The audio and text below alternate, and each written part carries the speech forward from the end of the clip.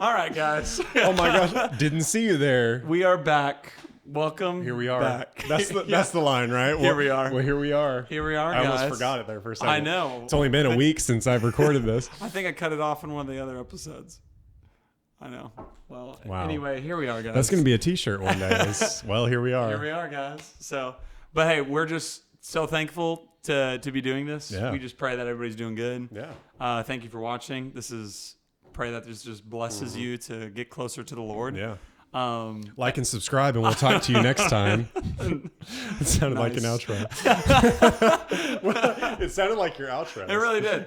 But we're talking about covenant today. Covenant. This is something that's been just obviously the Lord just wants us to talk about. Yeah. It's been on your heart. We've been praying about it. It was a lot of fun, honestly, doing studies and research on this and just getting to know more about the Lord, His goodness, and that when He says something, the man delivers. And not only does He deliver, it stays. Yeah. It doesn't just it lasts for a little bit. It's like, it's for everlasting, for eternity. So it's just it's cool to see. Yeah. It was a lot of fun. Oh, for sure. This, so. Yeah. Well, and I think, we're not really a covenant-minded society. Yeah. And so Agreed. The Bible talking about covenant, we just kind of think of covenant as marriage. Yeah. And even that is not something that's necessarily highly respected in a culture where there's a 50% divorce rate.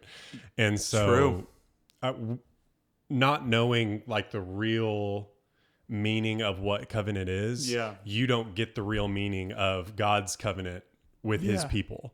So true. You just can't because you don't have the context for it. Yeah. So here we are, and we wanted to give some context for it because it's powerful stuff. Yeah. Covenant is not just it's a little pact. It's it's deep. Yeah. It's deeper than that. It's very and it's cool. So we'll just dive into it and get started. But Blake, you want to start us off? Sure. I think you want to. Let's do it. As always, we'll lay the foundation. That's why Blake starts off, baby. But no, just to go into what is covenant and what does a covenant mean? So a covenant is a sacred binding agreement that establishes a relationship between two individuals or two parties, typically sealed in blood and enforced with oaths, blessings, and curses. One of the key Hebrew words for covenant is berith. I have that, by the way. Well, there you go. That was my foundation. Which means to cut covenant. It means to cut an agreement. Yeah. Essentially. Do you have any sort of further definition of that? Well, one thing that I like because I love that Bible Hub. I believe it's Bible Hub. Amazing website, by the way. Check it out. It's really, really cool. But it said it's a noun and it's feminine. I don't know why. I just thought that was interesting. Yeah. But same thing. I had pretty much the same thing. Do you have the full the contextual piece? Do you have it available to? I can look it up. Okay, let's look it up. Yeah. And then the Greek word used for covenant in Galatians is diatheke, and it means a binding legal arrangement. Oh wow. Yeah. Yeah. And so, whenever it comes to cutting covenant between two parties, it's the most sacred agreement that you could possibly make. To someone else. And so there were several different things that would sort of be elements that would go into the cutting of a covenant, which you would sort of start with the preamble, which would be an introduction between the two parties. Yeah. God comes to Abraham and says, these are the things that I want to do. Abraham comes into agreement with that. There's stipulations that are put in place of if I do this, you do this. Yeah. There's an exchange of rules regarding the agreement itself. And then there's an oath where you go through a verbal and a ceremonial commitment where typically they would swear by whatever deity it was. Yeah. And we'll get into some of that later with how Abraham and God come together, and God swears by himself because there was no higher name that he could possibly swear by. Yeah. And then they would lay out what the rewards are for keeping the covenant and what the consequences were for going against the covenant.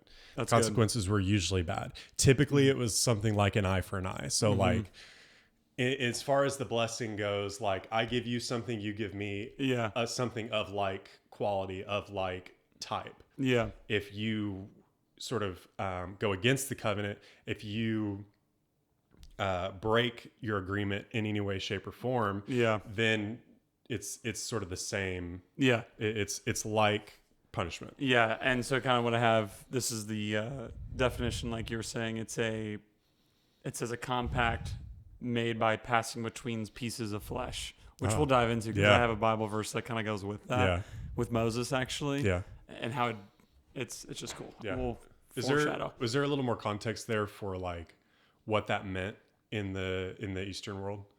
I probably should have had this in my notes, but I don't see anything around that. I'll keep going unless you. Okay, and then usually there would be a sign. Mm-hmm. They would give a sign of identification where both of these parties have that sign of the covenant. So sometimes they would literally cut themselves. Yes, that's what I was going to get into. They would literally cut themselves as a sign, like a mark in your hand, and you would show each other this mark, and this mark says, we have an agreement, and we are in covenant together. Yeah. And then obviously you would have a witness that would watch, that would say, okay, these two parties are in a covenantal relationship. Yes. Often heaven, earth, or symbolic acts would serve as witnesses for those things. So just going through some examples of each step along the way of how they would come into covenant. So obviously we're going to be talking about covenant from the perspective of Abraham. I was going to go ahead and throw out there how the first part, what they would do is they would cut like blood. They would draw blood, whether it be animals or their own. Yes. As part of the covenant relationship. And kind of like we talked about with sacrifices Jesus, it's cool just to kind of give you a lens and perspective. Yeah. Like as we talk this, just kind of think about Jesus. Yeah. Like just think about Jesus as we say this. Oh, be thinking about Jesus because that's part of my point later on. Yeah. So just be thinking about him as we just kind of go through this because then your mind will be blown. Yeah. Of just like, the symbolism is all like it's all there. Him. Yeah, wild. It's amazing.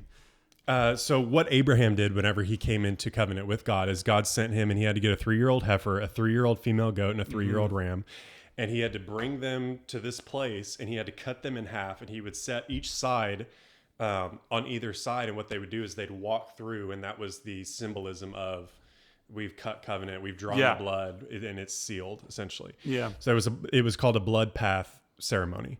And the symbolism was, may I become like these if I break the covenant. Yeah. I will say that like in more pagan cultures, the ones that would like cut themselves, they would mix it in like water or milk or something like that. Sprinkle it or something like that. They would sprinkle it and they'd drink it, and that would be their sealing of the covenant. Obviously that's not something that God was going to do. It's not something that God was going to do with Abraham, but you know. Exactly.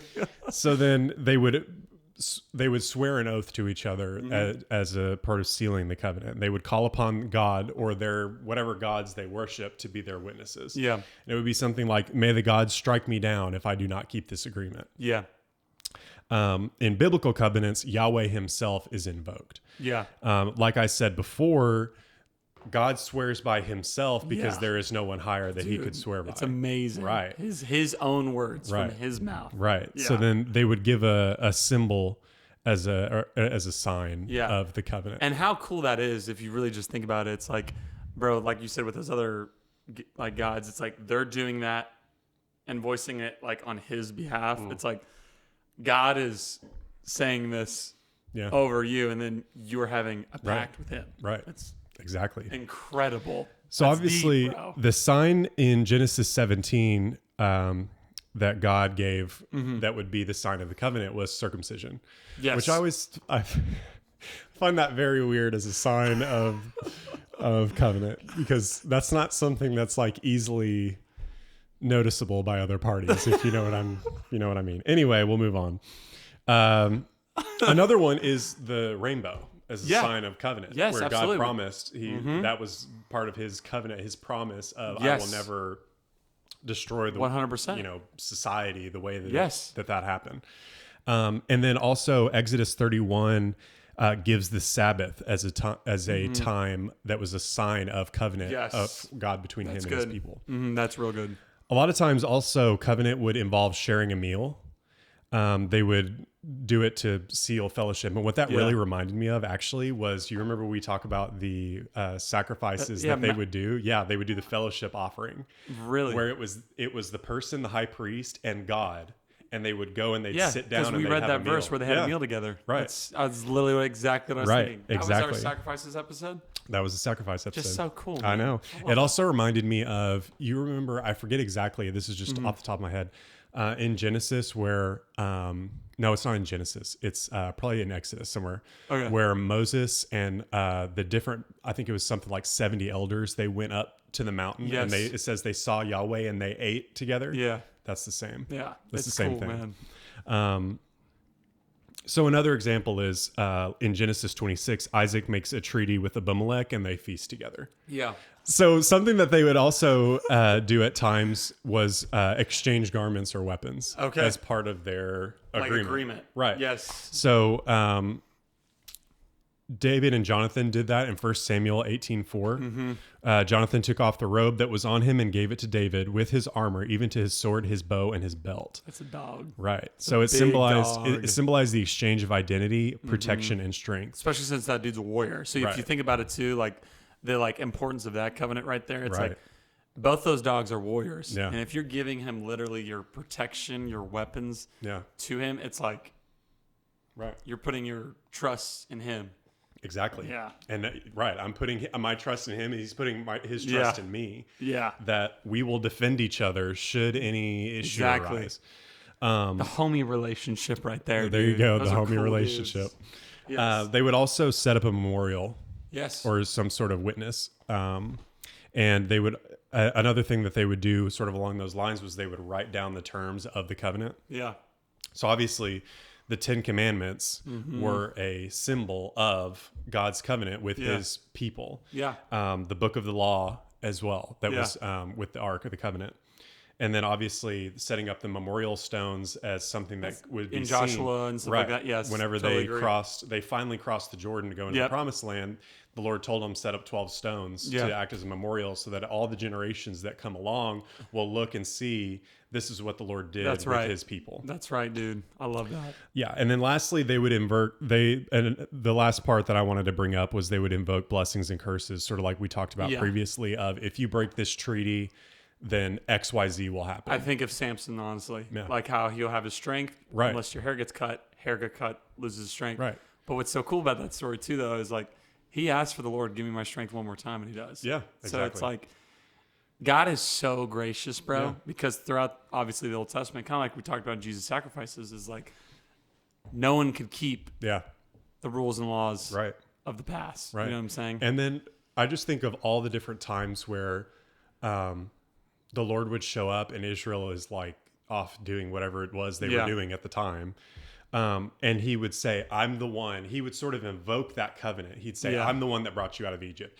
I'm the one that delivered you. Yes. I'm the one that did this. Return to me and I will do this. Yes. If you don't, this will happen. Exactly. How many times does he lay out? Yeah. If you come to me, all these awesome things will happen. There's the blessing of the covenant. Yes. But if you do not, here's all the things that will happen. That's all. Curses, famines, XYZ, all these different things. You see it a lot in like Joel, Ezekiel. Right. You know what I'm saying? Those where it's like literally just the same thing over and over. Yeah. So what I have next is sort of breaking down God's covenant with Abraham. Do you have anything that you do that first? Because then I'll tag along with that as well. Yeah. Okay. And like we said previously, keep Jesus in mind as we're going through some of this, because I have a way of tying it together that's going to be really cool whenever we get to it. Sweet. I'm loving it. So, Genesis 12:1-3. Now the Lord said to Abram, get out of your country, from your family, and from your father's house, to a land that I will show you. I will make you a great nation. I will bless you and make your name great. You shall be a blessing. I will bless those who bless you, and I will curse him who curses you. And in you, all the families of the earth will be blessed. It was in that moment, the Lord initiates a relationship with Abram and lays out the terms of this agreement that he wants to come. So he comes in, makes his introduction, and he says, I want you to go because these are the things that I want to do for you. Right? That's amazing. And then obviously the promise includes land, the fact that he will make him into a nation, the promise of offspring, obviously, and then that because of what he does, he will be a blessing to all the nations of the world. Yeah. Keep that in mind.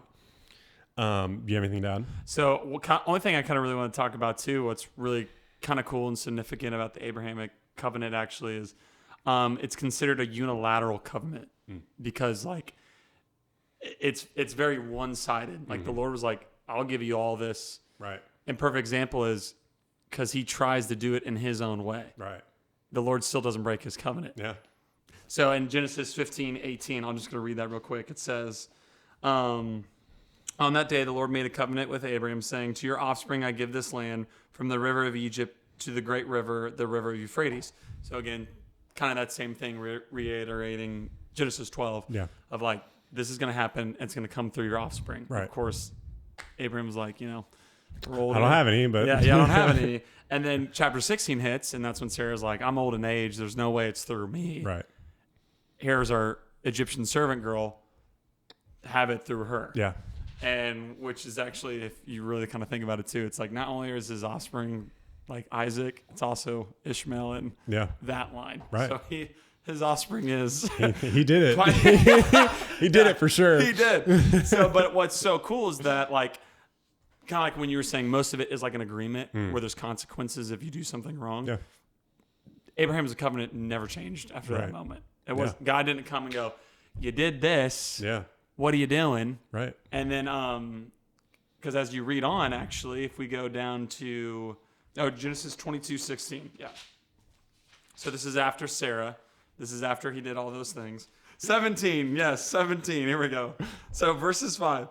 Okay, this is also where he changes his name to Abraham. So in verse 5, he says, no longer shall you be called Abraham, but you should be called, Abram, you should be called Abraham, for I've made you a father of a multitude of nations. So this is literally the chapter right after Sarah, right after he has Ishmael. Yeah. And then in verses 8 to 9, it says, and I'll give to you and to your offsprings after you the land of your sojournings, all the land of Canaan for an everlasting possession, and I'll be their God. And God said to Abraham, as for you, you shall keep my covenant, you and your offspring after you throughout their generations. So there's kind of now that like agreement. But what's so cool is like the Lord never went back on it. Never went back on it. Even though if you break the terms of the covenant, you have every right to give punishment to that other party because they broke it. Yes. So yeah, in verse 15, what I love too is like, so he changes Abraham's name, then he also changes Sarah's name. Yeah. Which it's like, now it's like being honestly made new. Like you're being made new into something that the Lord has called you to be. Yeah. And so now think about Jesus renaming Simon to Peter. And this, like how you said, this all ties into all that anyway. So it's like, you look at verse 15 of chapter 17, it says, and God said to Abraham, as for Sarah, your wife, you shall not call her Sarah. With an I don't know if that's Sarai. Yeah. Okay. Sarai, but Sarah shall be her name. I will bless her, and moreover, I'll give you a son by her. I'll bless her, and she shall become nation. Kings of people shall come from her. So what I love is like, they try to do it their own way. Because when you get something from the Lord and you're like, well, is it this way? Yeah. Should I do it? Is it like this? Right. And then he clearly goes, it's going to be through your wife. Yeah. I don't care how old she is. This is who it's going to be through. Yep. And this is how it will grow. And they will be great, numerous people that are leading nations. Right. So I just want to kind of point that out of like, initially off the bat, it's like Abraham didn't make an agreement with the Lord. The Lord was just like, yeah, you're going to have all these nations, and they're going to be through Sarah and you. Right. So along the lines of, God comes to Abraham and says, I want you to go do these things. I want you to leave your land. Later on in Genesis 15, the Lord comes to him again and says, it says in Genesis 15, 1-5, after these things, the word of the Lord came to Abram in a vision, saying, do not be afraid, Abram. I'm your shield, your exceedingly great reward. But Abram said, Lord God, what will you give me, seeing I go childless, and the heir of my house is Eliezer of Damascus? Then Abram said, look, you have given me no offspring. Indeed, one born in my house is my heir. And behold, the word of the Lord came to Abram, saying, this one shall not be your heir, but one will come from your own body that shall be your heir. Then he brought him outside and said, look now towards heaven and count the stars if you are able to number them. And he said to him, so shall your descendants be. Yeah, that's good, dude. But what I really wanted to point out here was that first verse that gets overlooked all the time whenever people are reading through this. It says, the word of the Lord came to Abram in a vision. That word for vision is the Hebrew word makaze, and it denotes an encounter with the living God by means of a divinely granted sight experience. It is never used for mere imagination or dreamlike speculation. Every occurrence is tied to prophetic revelation that carries covenantal weight and moral authority. Wow. This will be relevant. Why? Because he sees this vision, and the first thing that he says, the first thing that Abram says is, Lord, I don't have a child. I don't have an heir. Yeah. So what did he see in the vision? Yeah.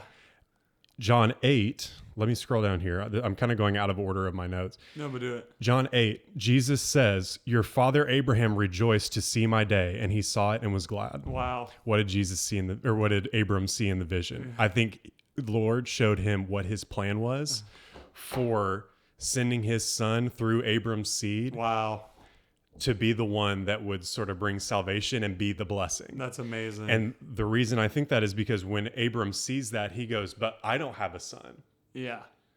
Why? Because part of Abram's part, if God is giving his son for the covenant, Abram has to give his son as part of the parity of the covenant. Wow, dude. That becomes relevant later on. After that happens, Genesis 15, 5 through 6. So it goes back to the Lord saying, "These look at the stars in the sky. This is that's how many descendants you'll have." Yeah.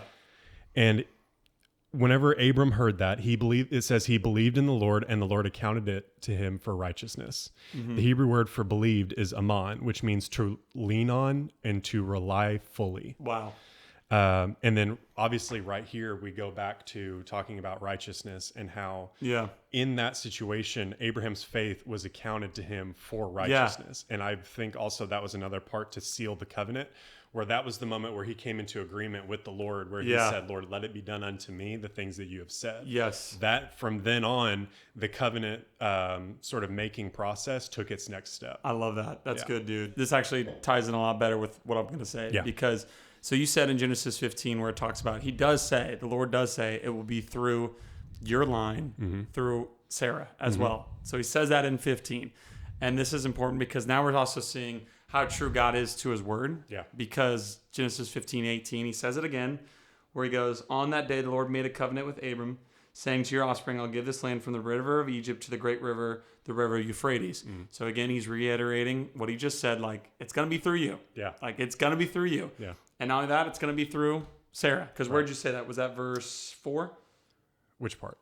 Where he says it'll be through you and Sarah. Like, your offspring will be through your line. I think that was what you had in 17. That was 17? Mm-hmm. I think so. Okay. I thought you said it in Genesis 15 as well. Let's see. I don't think so. It just says, this one should not be your heir, but one will come from your own body shall be your heir. Yeah, your own body. Right. So then you have chapter 16 where Sarah, is kind of thinking, right. Obviously, they probably had a conversation about this. One chapter later. One chapter later. Literally a chapter later. Yeah. So this kind of shows the unilateral covenant where it's like the Lord is just like, this is happening no matter what. Right. Like, this is happening. And obviously, Abram, though, does desire the Lord. He desires to follow him and keep agreement with that. Yeah. Chapter 16, Sarah goes, they obviously had a conversation. That's just what I'm thinking. Because, she's thinking, well, I'm too old. I'm too old. There's no way I'm having this kid. Right. There's no way this promise is happening through me. Yeah. So we have this servant girl, Abram, I guess it's through her type of deal. You know what I'm saying? Mm-hmm. So they do that. And Abraham's like, all right. So they do that. And he's thinking, I guess that's how my line's going to be. Yeah. And so what's crazy too, though, if you actually read into it with Ishmael, it's like there's also a covenant there as well. Mm-hmm. Where he's talking, the Lord honors that. Yeah. Still, right. I mean, where it talks about will be the nation that wages war with the other one. Like, that's a covenant, and that's still going on to this literally very day. Yeah. So it's like, again, his words are everlasting. When he says he's going to do something, he's going to do it. Right. And so you see that in this chapter. And then chapter 17 hits. You know what's funny? It's like the Lord never gets mad at Abram, never gets mad at Sarah. Yeah. You know what I'm saying? He just actually then just speaks more clearly to them and tells them, no, this is actually this is going to be exactly how I want it. And it's going to actually be through not only you, Abraham, it's going to be through Sarah. Yeah. And so that is verse 17. So 17 verses 8 to 9, it says, I'll give you and to your offspring after the land of your sojourning, all the land of Canaan for an everlasting possession, and I'll be their God. And God said to Abraham, as for you, you shall keep my covenant, you and your offspring after you throughout their generations. So again, there's that agreement now where it's like, all right, I'm giving you this, but now it's like we're a pact, we're together.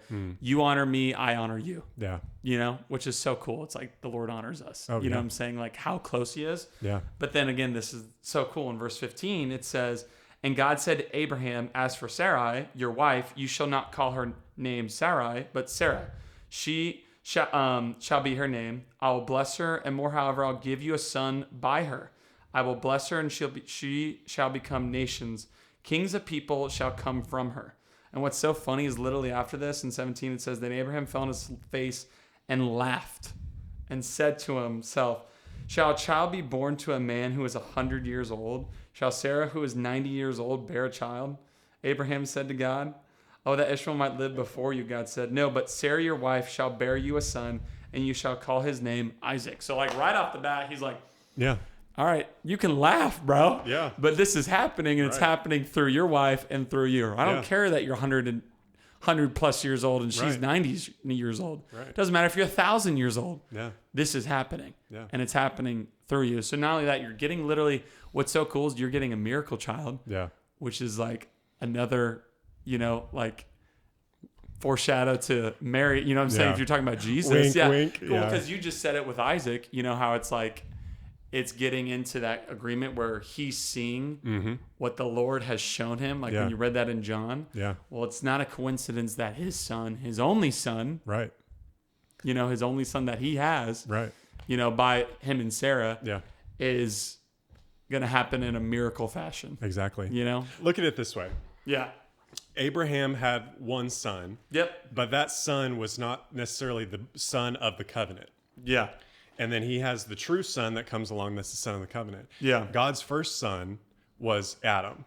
Yeah. That came along. Yeah. Breaks the covenant, could not be a part of that, and redemption had to come.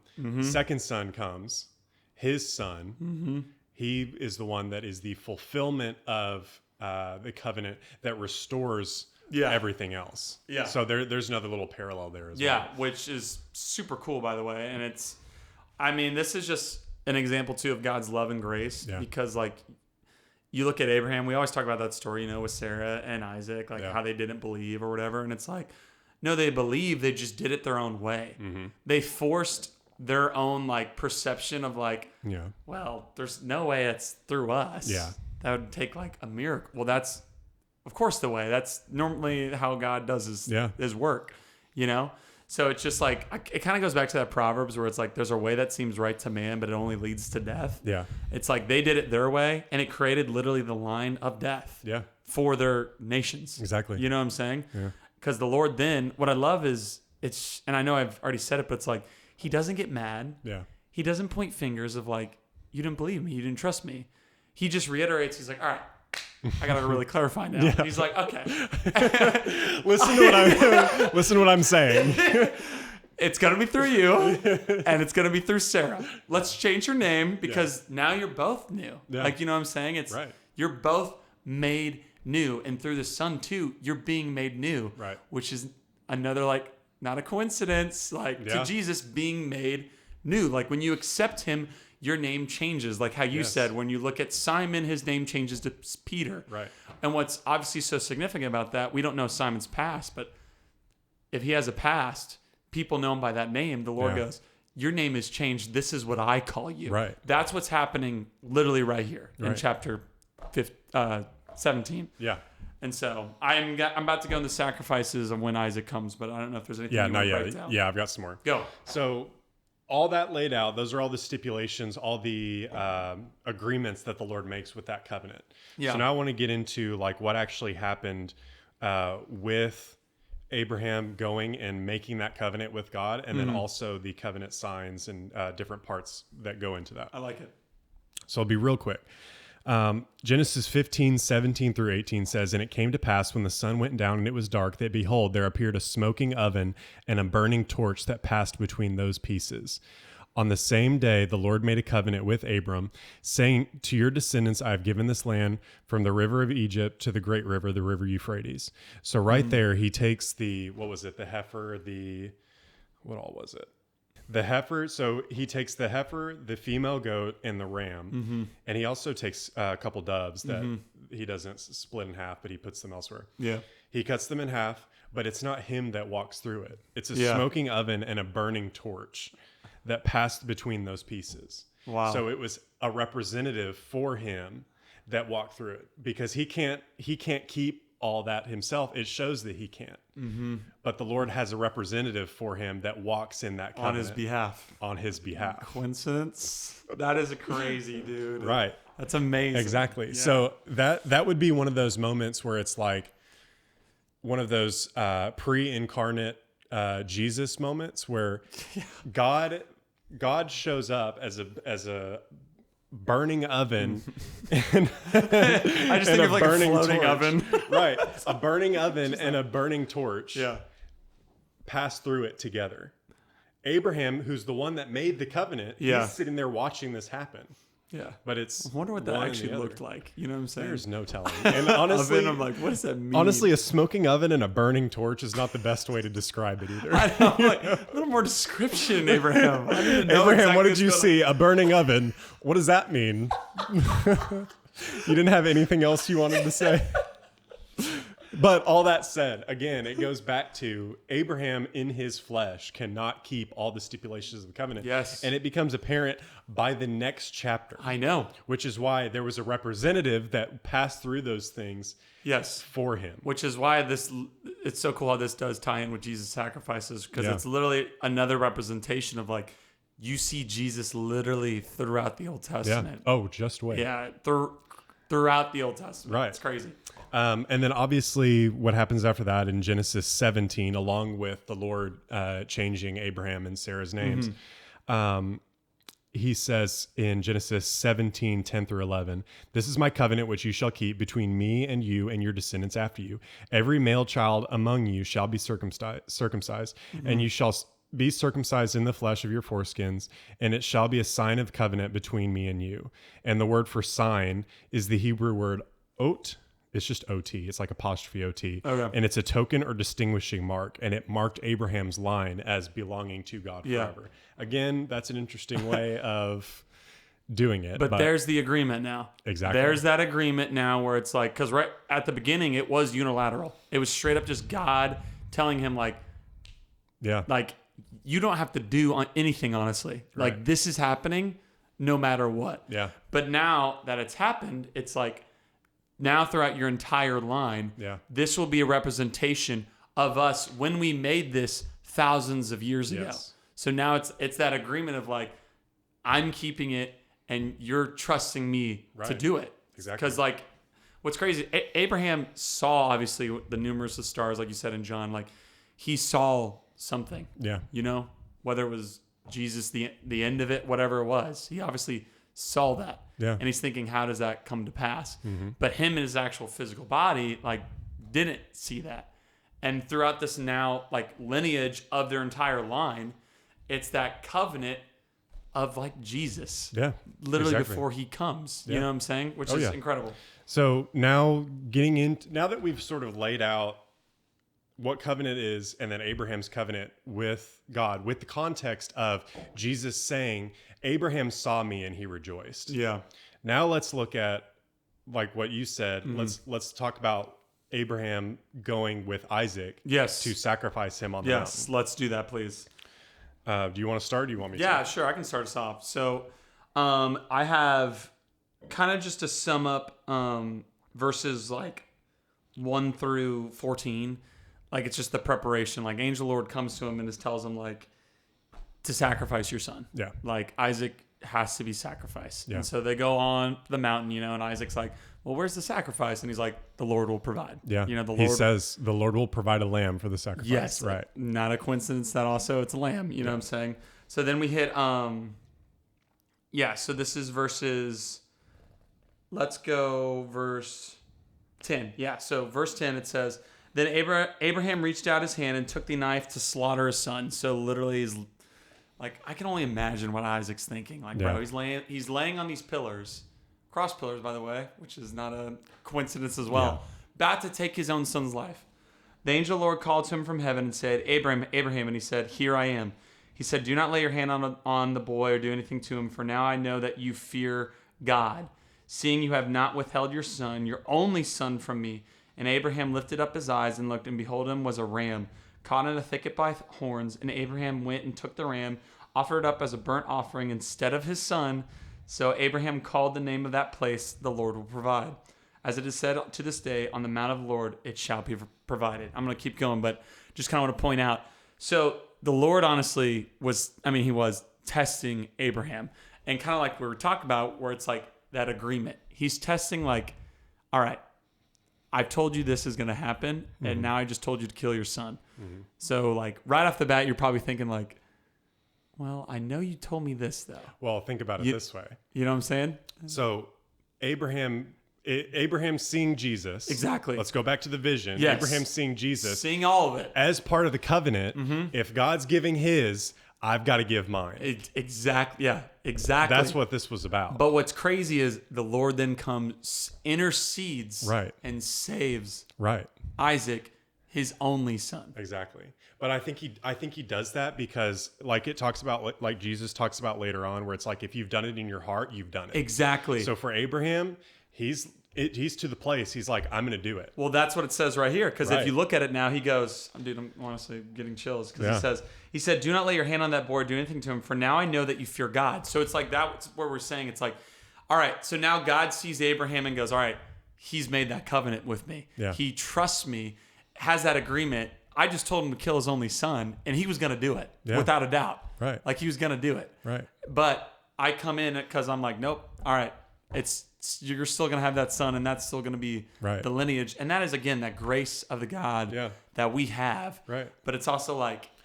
But because you've given your son in your heart, now I can give my son. Because now he goes, all right, Abraham now looks at me greater than anything. Because think about it, too, in Abraham's perspective. This dude, so his son's walking with him and stuff, so he's what?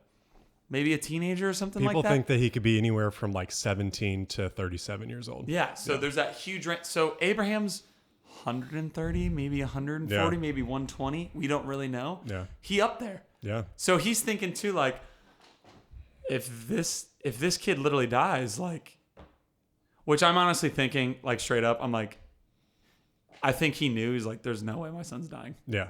You know what I'm saying? Right. But that's also the fear of the Lord, the strength he has in him. He's like, I will do this because I love you. I know you love me. Trust me. I remember also what you told me. Yeah. You know what I'm saying? Because perfect example too is like the past mistake with Sarah. Yeah. Did it their own way. And he's like, all right, that didn't work out. He still went through with this, and the Lord blesses him tenfold. Yep. You know what I'm saying? And then it keeps going and says, the angel of the Lord called to Abraham a second time from heaven and said, by myself I have sworn, declares the Lord. So there it is again. Like where it's by myself. By myself I have sworn, declares the Lord, because you have done this and have not withheld your son. Here's the part, your only son. There's not a coincidence that the Lord literally says, your only son. Verse 17, I will surely bless you. I will surely multiply your offsprings as the stars of heaven, as the sand that is on the seashore, and your offspring shall possess the gate of his enemies. And in your offspring shall the nations of the earth be blessed, because you have obeyed my voice. We talked about this earlier too. I think this was like, I don't know if this was in Psalms or something like that. Like maybe. I don't remember where it was. But like obeying the Lord, it's powerful. Right. And then it says in 19, so Abraham returned to his young men, and they arose and went together to Beersheba, and Abraham lived in Beersheba. And then I kind of want to break down, I thought it said in this verse, but it says it in a different chapter, the word everlasting in Hebrew. So the word for that is olam. And the reason I want to bring that up is because multiple definitions is concealed, past or future, eternity. So when the Lord says everlasting covenant, like he said in chapter 17, past or future. So what's so crazy is like what you said is Abraham sees what's going to take place through his line. Yeah. Jesus. Yeah. He sees it all. And what's so crazy about that word everlasting, it's not only is it eternity, it's past, future, like at the same time. Yeah. Like it's just like exactly wild. So I just wanted to bring that word up. I thought it was in here, but it's not. Yeah, for sure. And then notice obviously that the replacement sacrifice, the one that was the substitute, was caught in thorns around its head. Yes. And it's a ram. When did they sacrifice a ram in the New Testament? Oh, goodness. We just did in Jesus Sacrifices. I forget. You know what I'm talking about? Yeah. Okay, you go, though, if you got some more stuff. I also wanted to mention that Isaac was a willing sacrifice. Isaac just laid there as his dad was going to do it. Yes. Exactly. Yes. Yeah. Here's something else that's funny. Abraham went and took 2 servants with him as well as his son. Mm-hmm. Jesus was crucified on a cross with 2 people on either side of him. Chills, man. I know. And then another part is the fact that that Mount Moriah, which the Lord named as the place, he called the name of that place, the Lord will provide. Yeah. And it is said to this day, in the mount of the Lord it shall be provided. Yeah. That's in the same region where Jesus was crucified and actually overlooks the place where Jesus would have been on the cross. It's crazy. It's crazy. And then you go to verse 7, and Isaac said to his father Abraham, my father, he said, here I am, my son. He said, behold, the fire and the wood, but where is the lamb for a burnt offering? So it's like they're setting up the wood posts. Like, you know what I'm saying? Like, which is, again, is just mind-boggling because it's all literally foreshadowing the lamb.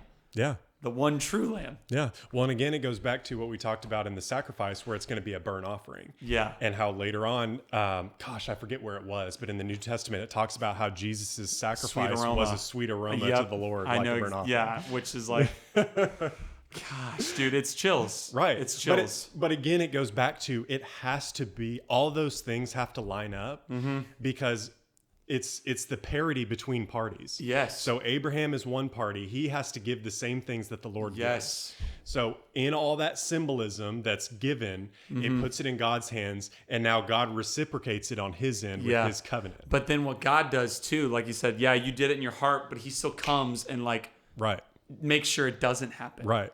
I needed your heart to be in that place. Exactly. I didn't need the actual, just like he says, I don't desire sacrifices. Yes. I desire your obedience. The obedience, which is what he said right there. He said, I blessed you because you obeyed my voice. Right. He said, I will surely bless you. I'll surely multiply your offsprings as the stars of heaven, as the sand that is on the seashore, and your offspring shall possess the gate of his enemies.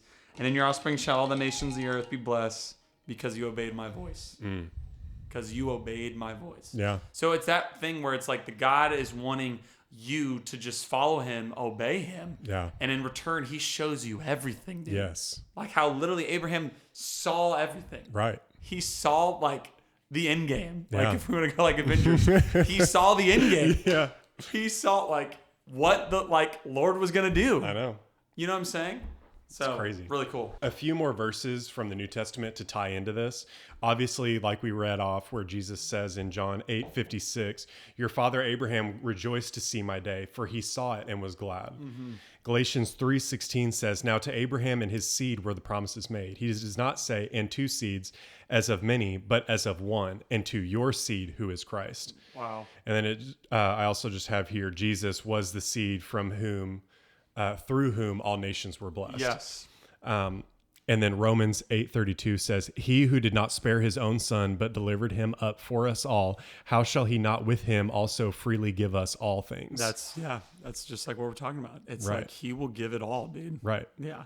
And then some, exceedingly more than all you can ask or imagine. Well, and it goes back to really the honor that should be given to Abraham for Abraham to do what he did, because now it's like all this stuff opened up that God could do because one man was obedient. Yes, and where does it say that in Hebrews, where he refers to Abraham as, is it Hebrews? I think it's Hebrews.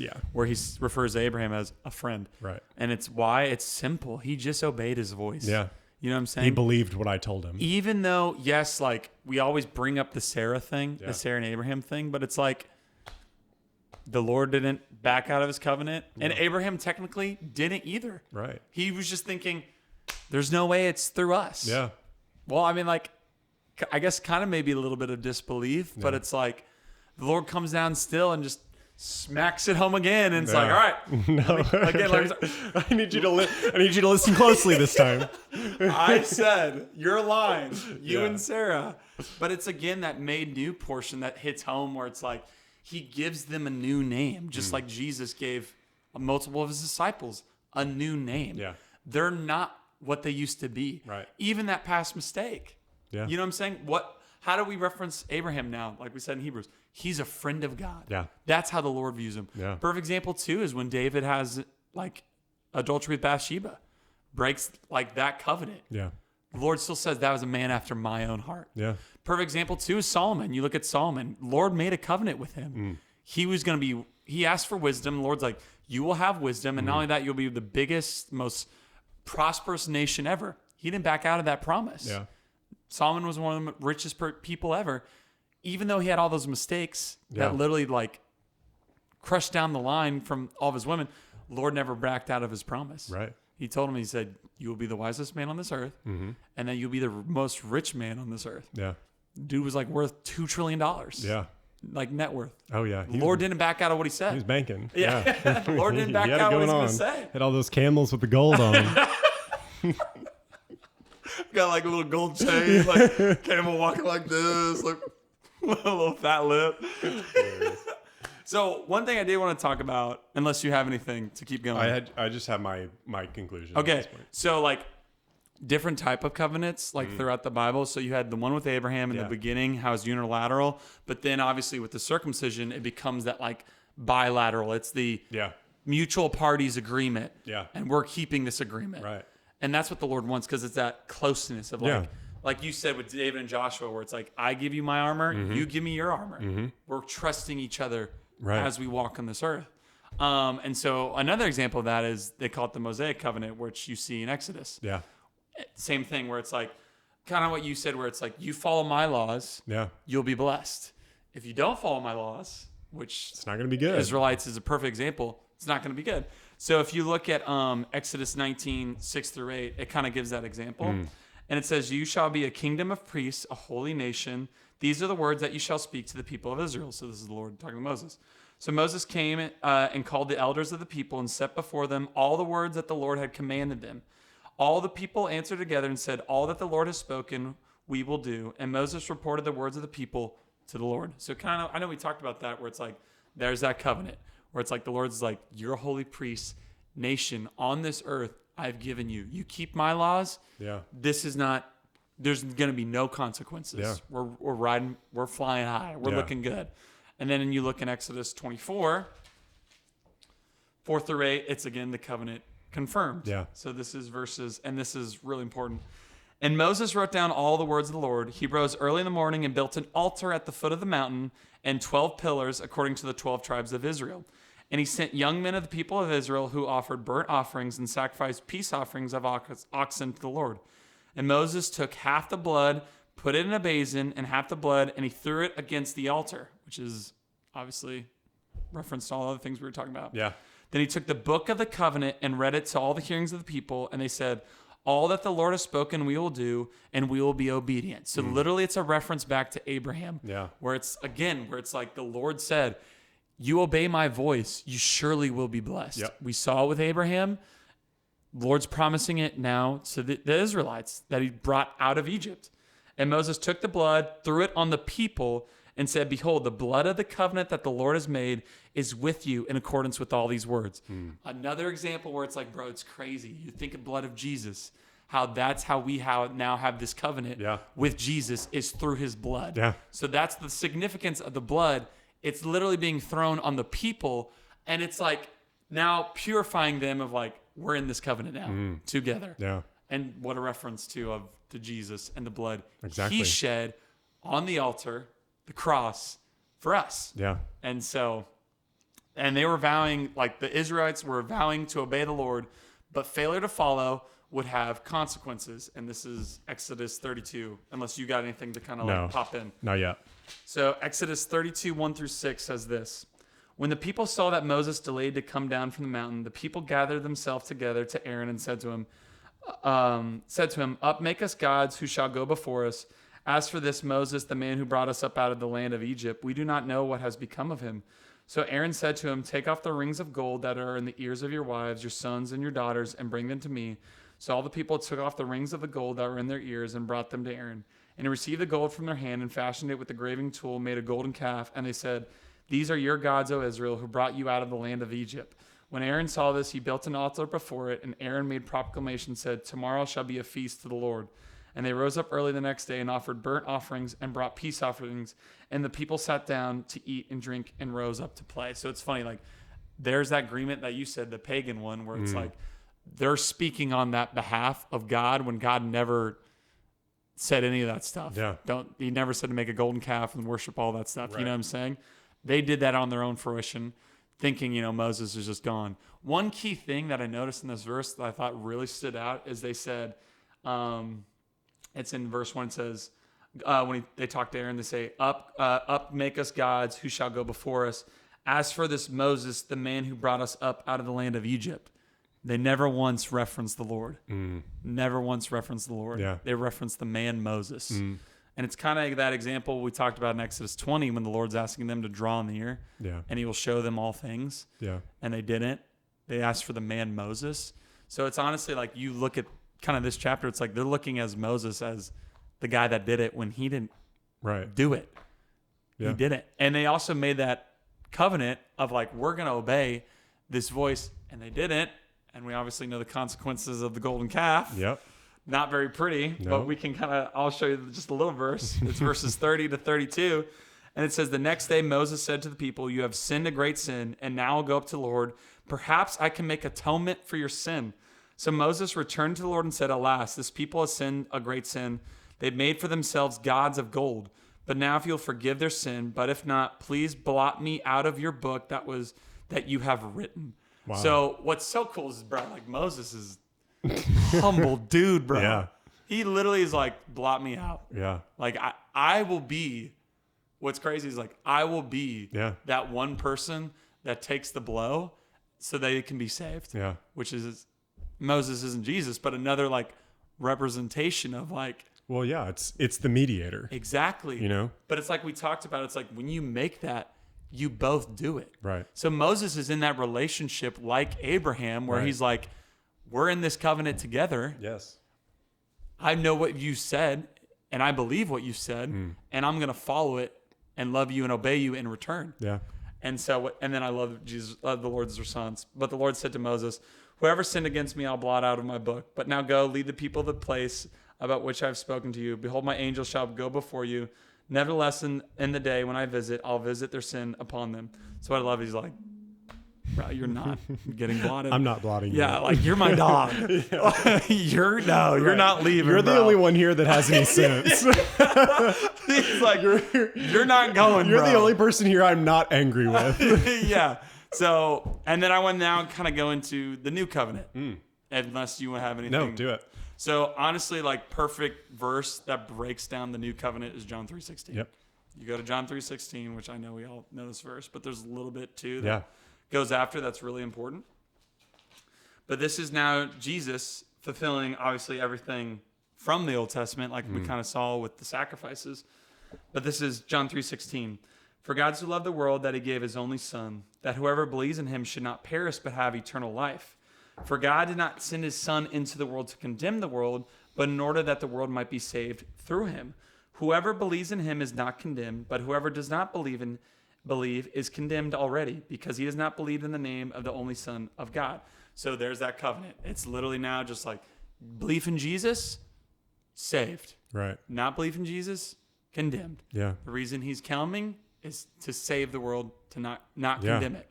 So it's now that covenant. It's if you believe me, you're saved. Yeah. That's literally it now. If you don't, you're already condemned. Right. Because you're already, like we said in Romans 5, it's like you're already sin. Yeah. You're already in a place of separation. Exactly. Like you're already separated from me. So it's like. So your best chance is. You're already done. Right. Like you're cooked. And so like you see that in John 3:16. And the awesomeness of God's promise is that it will always last because God never lies. And that's why I kind of really want to break down the word everlasting. Yeah. Olam, past, future. So it's like, it doesn't change. Right. You know what I'm saying? And so Hebrews 6 says this. Do my flippies.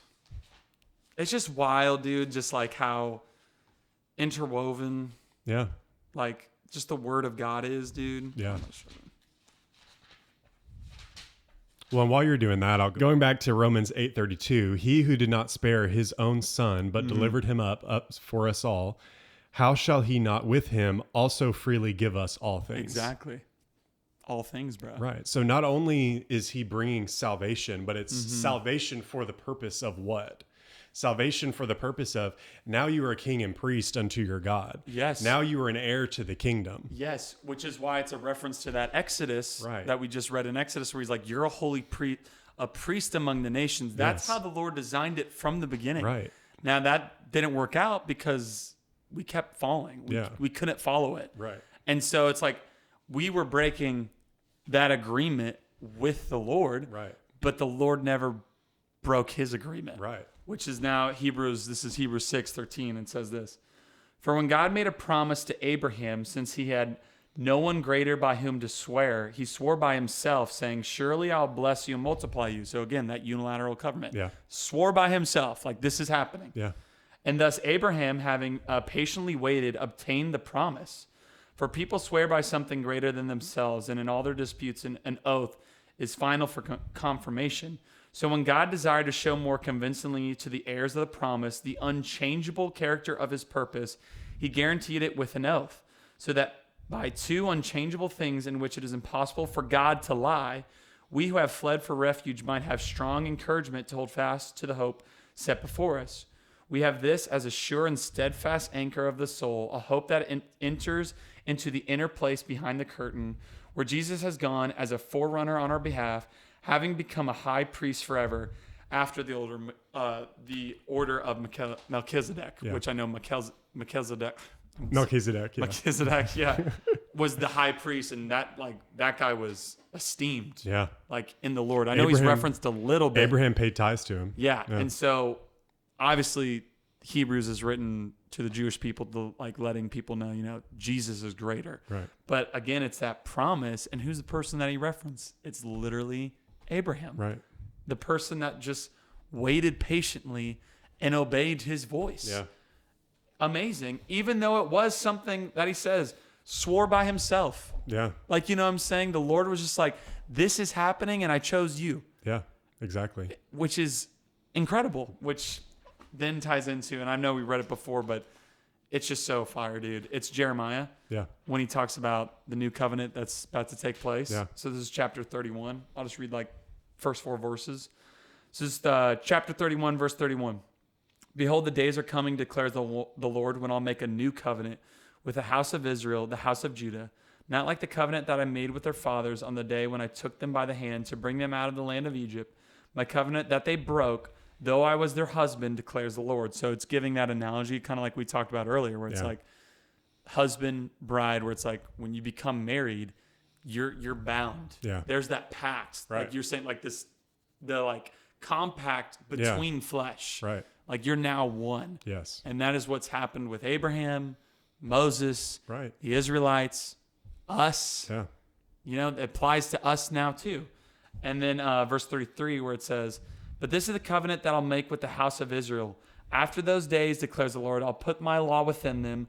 I'll write it on their hearts, and I'll be their God, and they shall be my people.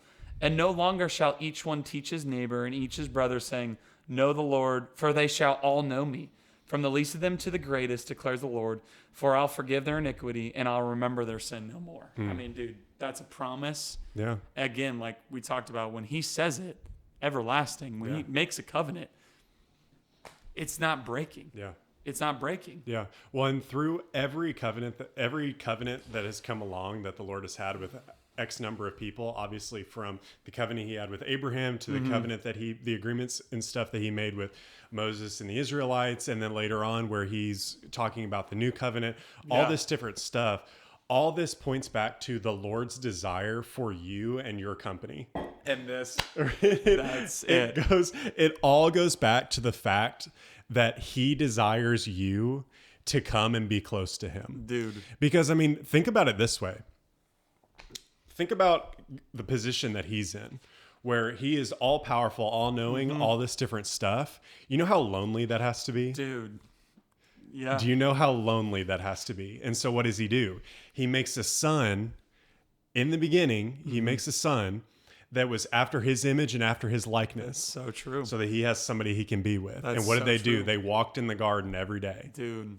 Right? And then there came a time where he was separated from his family. Yeah. And the people that he made so that he wouldn't be alone anymore. Yeah. And then he orchestrates all this different stuff so that the time comes, he can redeem all of it. Yes. And now he doesn't have to be separated from those people. Dude. And it really, so then it literally comes down to as well, it's just the love of the Lord. Yeah. The Lord desires you. Yeah. There's a verse, I think it's in Malachi 3, where he talks about we're his prized possession. Yeah. A treasure is what, if we're awesome, like you said, we're made in his image. Right. We're literally made in his likeness. Right. So it's like the Lord just wants us to be with him. That's truly it. Right. And so this kind of comes down to now my next point, which is the love covenant. The covenant of love, because he just loves us. That was a good segue then. I didn't know that was coming. So the Hebrew word for love is ahaba. The definition for it says infinite love absolute. Wow. Yeah. So it's like there's nothing greater. Yeah. That's what it is. There's nothing greater than this love. Yeah. And verses on this love, Jeremiah 31:3 says this. It's amazing, man. The Lord appeared to him from far away. I have loved you with an everlasting love. There's that everlasting love for them. Therefore, I have continued my faithfulness to you. And this is to Jeremiah. And then there's another one, if there's anything else you want to say, because I'm going to do some flippies. Keep going. But like, you just look at it, and that's what it is. It's the Lord just desires you. Yeah. He wants to be close to you. Right. And he wants to do things with you. Yes. Like you look at Abraham, you look at Moses, David, all those guys. Yeah. He just wants someone to desire him. Yeah. You know what I'm saying? Exactly. Where's Hosea? Why am I tripping on Hosea?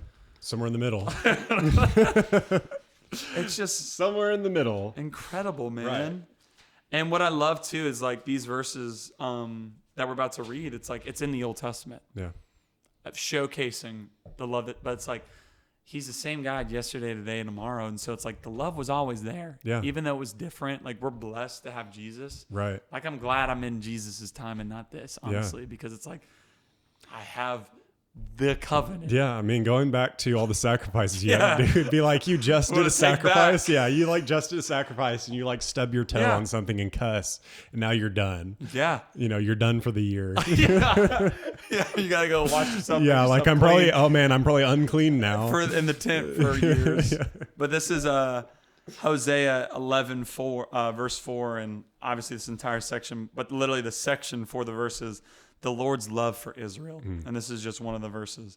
I led them with cords of kindness, with the bands of love. I become to them as one who eases the yoke on their jaws. I bent down to them and fed them. And it's like, again, that same thing where it's like when they eat together on the mount, you know? And obviously he provides before that, but it's just like that same thing. It's like, why would the Lord want a feast together? Like you said, he wants a friend. Right. Because another example, dude, this is just off the dome. Moses, when he literally when God's like, we're wiping these people out. I'm done with them. And Moses is like, well, then what was the point of us leaving Egypt, bro? What was the point of all that? And it's like, the Lord knew he was going to say that. Yeah. The Lord was never going to wipe off the Israelites. Right. But why it's like, he wants that conversation. Yeah. Well, it goes back to Abraham and Sodom and Gomorrah, where he's like, well, there's 50 people. And he's like, okay, well, I'll spare them if there's 50. And he's like, I love that. Well, we may not find 50, so what about 40? You know? That reminds me of, I think it's literally The Office. Yeah, The Office, where he's like, 7 months. And he's like, I could see that as a possibility. I could see that as a possibility. 8 months? Yeah, 8 months. Yeah, I can see that being a possibility. I could see that, yeah. But it's again that he wants you to just be real. Right. Because Abraham's like, you're just going to wipe them all off? He's like, bro, they're all evil. He's like, well, if there's one person, is it worth it? Right. And what I love is when you are close to the Lord, you desire the Lord, you're next to him. Look at Abraham and Moses too, their grace. Look at Moses when he talks to them and he goes, hey, blot me out of the book. I don't want them to be blotted out of the book. Why would they say that? Well, who are they walking with?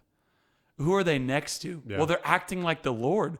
Because who does the Lord send as a sacrifice for all those people? Yeah. His son. Right. And so going back to what you were talking about, Isaiah 1:18 says, come now, let us reason together, says the Lord. Wow. And then he says after that, though your sins are like scarlet, they shall be white as wool. Though they are red like crimson, they shall be as wool. Chills, dude. So just going back to that right there, he's like, let's have a conversation. Exactly. I want to hear your thoughts. I want you to hear my thoughts. Yes. And let's go back and forth. Exactly. Right. It's just like, if you have a best friend, it's like, if you were just like this with your friend, you're just like, hey, how you doing? Yeah. You're just like, all right, cool. Right. There's nothing there. No, there's no relationship. Exactly. The Lord, even if there's something that's why I love David. You look at Psalms, David's frustrated all the time. David has some moments where he's kind of depressed. Right. Like he's in the deeps. There's times David's probably flying. Right. He's jumping off hills, man. I'm young like a gazelle. I'm running. Yeah. But it's like, the Lord wants that because if you're feeling that way, he doesn't want you to be fake. Right. He already knows how you feel. He knows what the real thing is. Exactly. Right. And so here's another love verse, unless you got anything. No. This is Isaiah 63:9. It says, in all their affliction, he was afflicted, and the angel of his presence saved them. In his love, in his pity, he redeemed them. He lifted them up and carried them all the days of old. So, I mean, dude, that's just like honestly overwhelming because it's like, even in all their affliction, we were afflicted, and all of our like constant not following the Lord. You see that through all the past. It's like an angel of his presence saved them. In his love, in his pity, he redeemed them. Yeah. He lifted them up, carried them all the days of old. Yeah. It's like the Lord does, like, he wants to love you. Yeah. Like, you know what I'm saying? He doesn't want to have to, you know, like, but he obviously will. He's righteous. He's just. Right. But it's like, he wants you to obey. Why? Because he just loves you. He's like, just do the right thing and the good things will happen. Yes. Just let me bless you. Yeah, that's what that's it. Literally He's just let me he's bless like, you. Please just follow me. You have no idea, bro. Stop doing stupid crap and just let me bless you. That's what it is. He's just like, no, come. Because he sees, kind of like we talked about in the Proverbs with the wisdom, you know, steering to the left, to the right, like the Lord wants you to follow. Yeah. In that chapter 1 where wisdom's like crying out. What I love, it's like it's aggressive. Like it's begging, like on its hands and knees, like, come to me. Yeah. Like, please. Right. Why? Because it knows if you don't, just like it said in John 3:16, you're condemned. Right. You're condemned. Right. I mean, the Lord lays out clearly, here's the good things that are going to happen, but if you don't, here are the bad things. So wisdom is right there saying, come and do the right things because when you do the bad things, what the Lord said is going to happen. Exactly. And the Lord's and the Lord, like, he doesn't want to do that. Right. But if you're evil, he has to. What can I say? Because he's not evil. Right. You know what I'm saying? Yeah. And then I have Zephaniah 3:17, which says this. The Lord your God is in your midst, a mighty one who will save. He will rejoice over you with gladness. He will quiet you by his love. He'll exalt over you with loud singing. I thought that was cool. Like, I don't know, loud singing. But like, you see it throughout all this. It's like, bro, the Lord loves you. Kind of like we were talking about with all those verses in Ezekiel, Joel. I think it's even Amos. Like, all those where he's like, bro, just return to me. Yeah. Like, just return to me. Right. Otherwise, you're getting wiped off. Yeah. Same with like the Sodom and Gomorrah, where Abram's like, if there's 5, he's like, if there's 5, I'll save it. There wasn't 5. Yeah. You know what I'm saying? Like, he has to wipe it off. Why? Because it's against everything who he is. And so, like we were talking about with the wisdom with him, it's like he just wants you to follow him because he knows what's best. He obviously knows what's best. He knows what's evil. Right. You know what I'm saying? Yeah. And he doesn't want any of his children to be an evil. Right. And so you just think of his love, his goodness. It's more than what we could ever ask or imagine. Like in Ephesians 3:20. Yeah. He gives us more. Right. More than we could ever ask. Because like we talked about in all these, it's like even with all these past mistakes, the Lord never backed out of what he said. Right. Like that was one of the biggest things that like really stood out to me is like the Lord never backed out of what he said. Yeah. Never once. No. Never once. Right. Because when he makes an agreement, he makes an agreement. And that's why those words are so powerful. Yeah. Covenant in Hebrew and everlasting in Hebrew. It's like, bro, binding, compact between flesh. Yeah.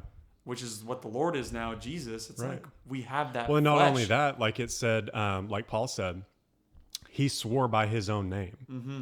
So not only can he not lie, he swore by himself. Yeah. That he would do this. Yeah. Right. And dude, to end it off, this is the verse, honestly, to end it off. Because it literally goes back to Abraham. Yeah. Where it's like, and I think we read this literally in Jesus' sacrifice, where it's who can open the scroll? Yeah. Revelation. I forget. It's like Revelation 5 something, I think. Let me find it. Who's worthy to open the scroll? Yes. Who is worthy to... And this is why it's so dope, bro. This is so sick. Because it's like, it literally all goes back to the old covenant. Yeah. Because the key words he says here, and I was talking to my dad about this, and my dad brought it, I was like, this literally goes what we're about to talk about. But Revelation 5, this is 5-7, it says this. And one of the elders said to me, weep no more. Behold, the Lion of the tribe of Judah, the root of David, has conquered, so that he can open the scroll and its 7 seals. And between the throne and the 4 living creatures, and among the elders I saw a lamb, standing as though it had been slain, with 7 horns and with 7 eyes, which are the 7 spirits of God sent out into all the earth. And he went and took the scroll from the right hand of him who was seated on the throne. And when he had taken the scroll, the 4 living creatures and the 24 elders fell down before the Lamb, each holding a harp, golden bowls full of incense, which are prayers of the saints, and they sang a new song, singing, worthy are you to take the scroll, for you were slain, and by your blood you ransomed people for God. From every tribe, every language, people, and nation, you have made them a kingdom and priests to our God, and they shall reign on the earth. And so what's so cool is like that is a reference to what we read in Exodus and in Jeremiah, where it's like they're now priests among the nations. Yeah. Every tribe, every tongue, to Jeremiah 31, to the least of these. Yeah. It's everybody. Right. You know what I'm saying? But also the old covenant he made with those people still exists. Right. It's not just like poof, gone. You know what I'm saying? Right. I have to find where it says, he says the root of David. Yes. I just want to read that one more time. Verse 5. And one of the elders said to me, weep no more. Behold, the Lion of the tribe of Judah, the root of David. That is literally from the offspring of Abraham. Yeah. You know what I'm saying? Right. So literally like what you're talking about, when he said it, like, this is going to be through your offspring. Yeah. It's not only Isaac. It's literally, like you said, it's Jesus. Yeah. That comes through your line. Right. It's incredible, dude. Yeah. Absolutely. So just in summary and like general takeaways. Yes. Just looking through covenant and what that means, I think now we have a much better picture of the significance of everything that has to do with Abraham's covenant and now this new covenant that we live in, where God comes to Abraham and decides, I want to have a covenant with you. Yeah. And Abraham agrees, comes into terms with God, makes that agreement. But I think the thing that just sticks out the most to me is the fact that when Abraham went into covenant with God, it wasn't him that walked through that ceremony. Yeah. It was a representative of Abraham. Yeah. Walking with, and obviously in looking at that, I think that's God and Jesus as the smoking oven and the burning torch walking together. Jesus representing us and the sacrifice that he would come and ultimately make on our behalf. Yeah. And that's why God can make this covenant and it be this binding thing regardless of if we screw up, if we all this different stuff, because it's like, it's okay. Yeah. I've made this covenant. I'm going to hold up my end and it's going to be okay. Yeah.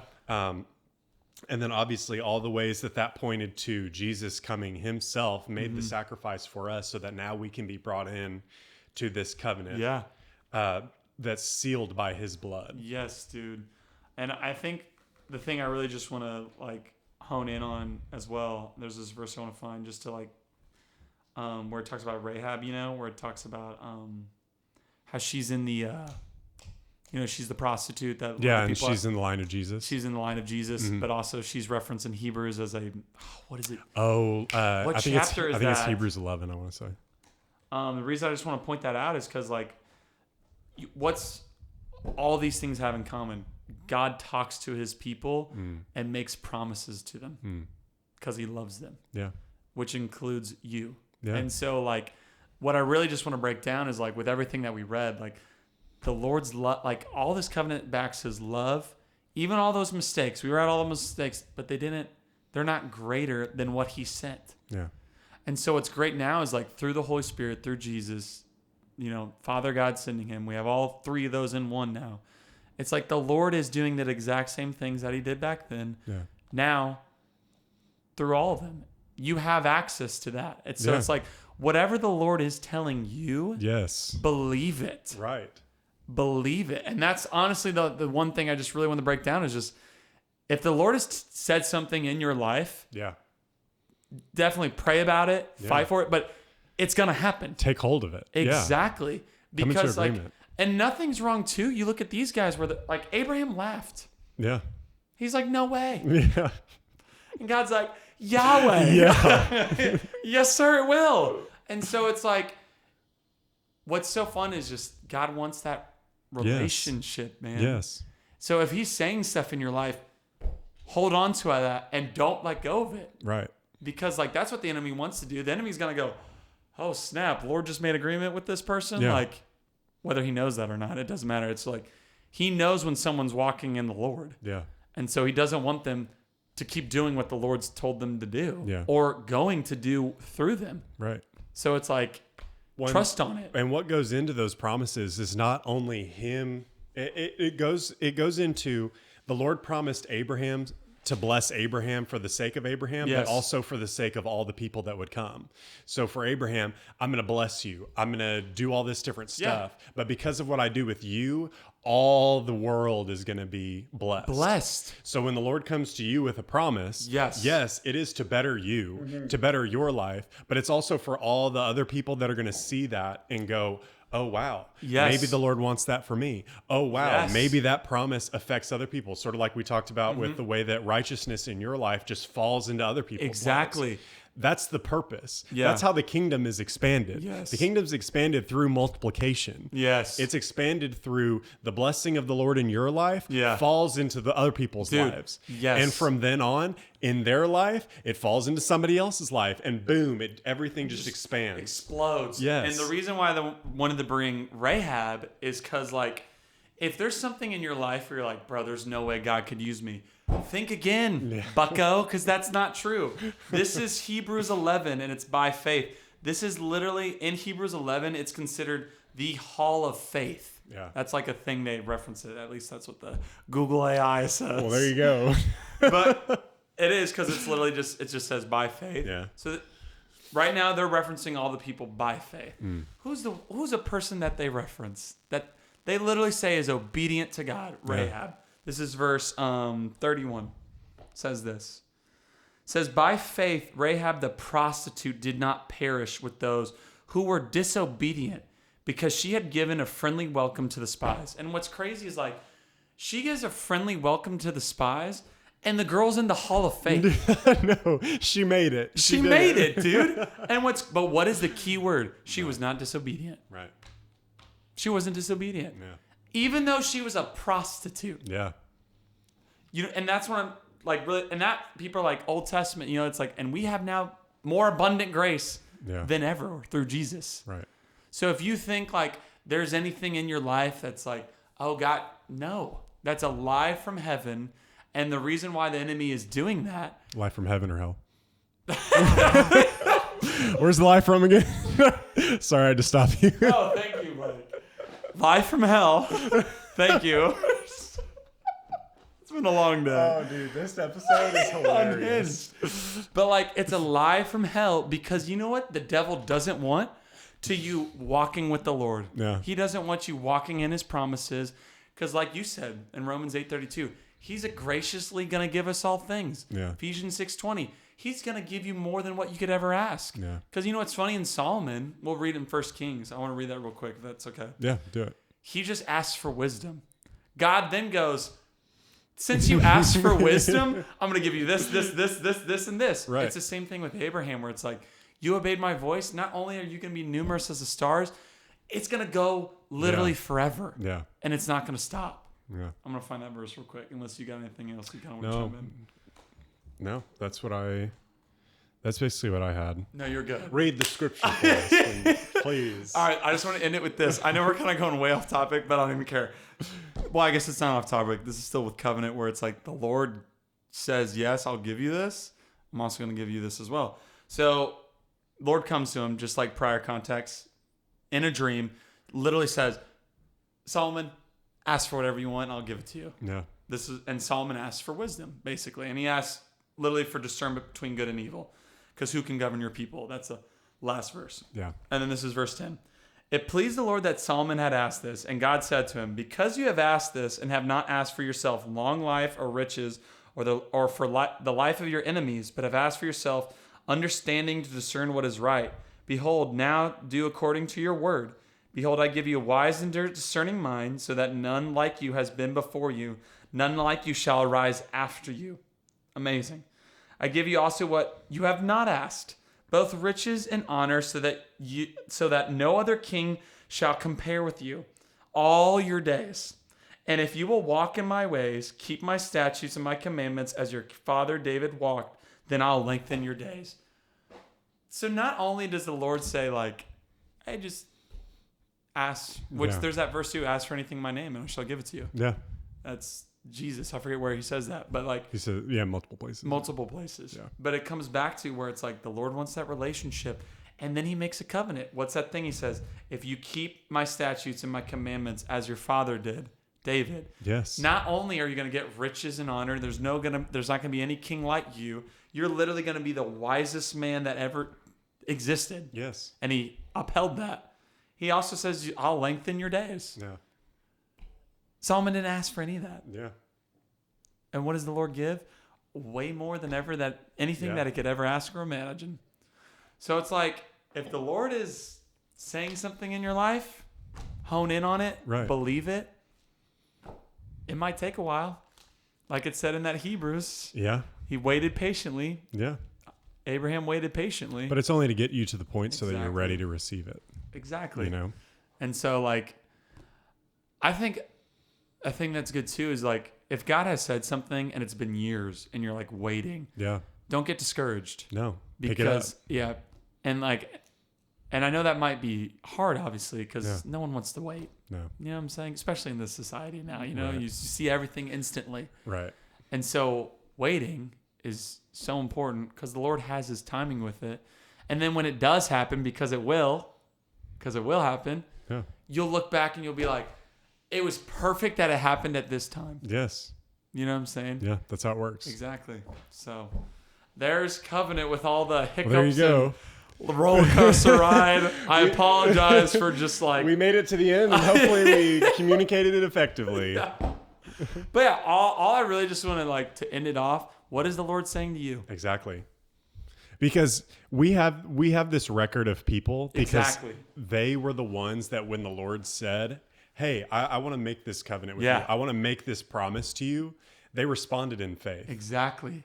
So whenever he approaches you, and he will, because for everyone, that's what he wants. Jeremiah 31. That's what he wants for everyone. Yes. So when he approaches you, respond in faith. Yeah. Respond in agreement with him. That's it. And then just trust what he's got. And I think that's a perfect way to end. I think so too. This roller coaster ride of covenant. It is. So like and subscribe. Follow us on Instagram. I hope you guys had a good time, and I hope it just like increases your faith. Like, don't take our word for it. Take the Lord. The Lord speaks to you. Yeah. You know what I'm saying? My words cannot even compare to him. He knows you better than anybody else. Yeah. Trust him, and he will do it, bro. Yeah. He will do it, man. Because what's great, like you said, this is our record of everything the Lord has done throughout the entire, literally beginning of time. Not everything. No, but you know what I'm saying. But like, I'm just saying, like, the guys that walked with the Lord. Yeah. You know what I'm saying? Yeah. And it's like, and that's why Rahab is so cool, because it's like, who would have thought? Yeah. You know what I'm saying? Right. But like, maybe that's what you're thinking. No way, me. Yeah. It's probably what Rahab thought. Well, the reason that's there is so that you have a template to go with. Yeah. You know, if he can do it for them, imagine what he can do for me. Yeah. Not in a selfish way, but in a relational way. Exactly. Where you come to him and it's like, he's got these things that he desires for you. He's got a destiny, a promise over your life. Yeah. So for him, it's like, oh man, yeah, if they can walk that out and they're not perfect, I might have a shot at this thing. Yeah. I might be able to come into a relationship with him and experience those promises that he has for me and experience that intimacy with him that comes as a result of those things. That's right. Because what the Lord desires, he desires you. Yeah. Because, there's that verse. I got to find it because it's just so sweet. Sorry, I got one more thing. We were closing and we were... Sorry. Whoa. I thought we were going to end, but Malachi 3:17. I have to say it. Say it. Because I just want to say it. Just say it. Whoever's listening to this is what the Lord says. And they shall be mine, says the Lord of hosts. In the day when I make up my treasured possessions, I'll spare them as man spares his son who serves him. Again, too, there's the son. Yeah. Wow. Treasured possession, dude. Yeah. Like you said, made in his image. Yeah. Which means he designed us to be amazing. Mm-hmm. Amazing. Yeah. Because, he didn't design us to just be like, yeah. some worm in the dust. We're literally in the image of God. Yeah. It's amazing. So, anything else you got for us? That's all I got. That's it. Like and subscribe. Follow us on Instagram. Yeah. Comment below your favorite promise from God. Yes. And so we just pray that you just experience God for yourself and trust what he says. There you go. Trust what he says. We'll do it together. Yeah. So, in that case. And while you're doing that, always remember he calls you friend.